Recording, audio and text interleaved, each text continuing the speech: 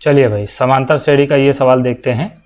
इसमें कह रहा है कि समांतर श्रेणी 24, 21, 18 का कौन सा पद पहला ऋणात्मक पद है।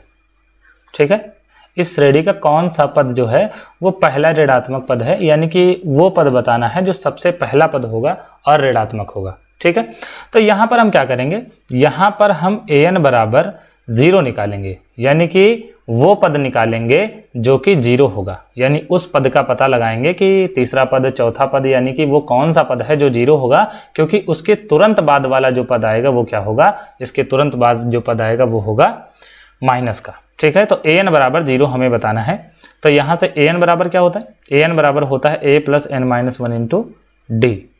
ठीक, ये होना चाहिए 0।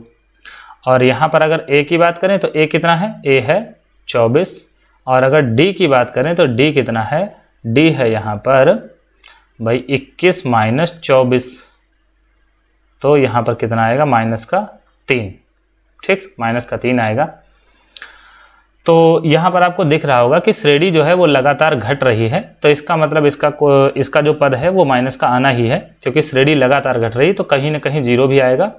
और उसके बाद में हो सकता है क्या, पक्का ही जो पद होगा वो ऋणात्मक आने वाला है। तो यहाँ पर a का मान रख देंगे, a का मान है 24 और प्लस n माइनस 1, तो n ही तो पता लगाना है, और d की वैल्यू कितनी है, माइनस की 3 बराबर 0।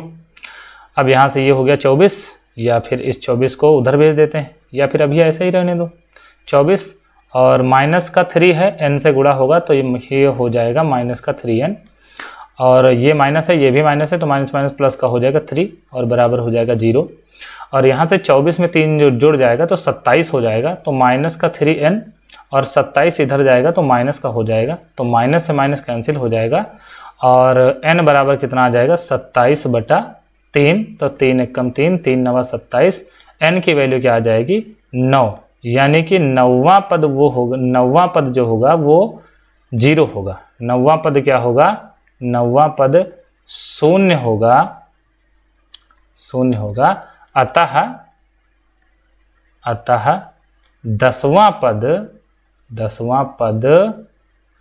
पहला ऋणात्मक पद होगा, पहला ऋणात्मक पद होगा, ऋणात्मक पद होगा। ठीक है, अब क्योंकि जो 9वां पद है वो 0 है, तो इसके बाद में श्रेणी 3-3 करके घट रही है, तो जो 10वां पद होगा वो माइनस का 3 होने वाला है, जो कि पहला ऋणात्मक पद होगा। ठीक है, तो आशा है आपको समझ में आया होगा।